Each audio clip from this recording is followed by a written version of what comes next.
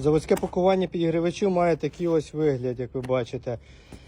Упаковка картонна і всередині воно йде все запаяне, запечатане в такій ось плівочній пакетику.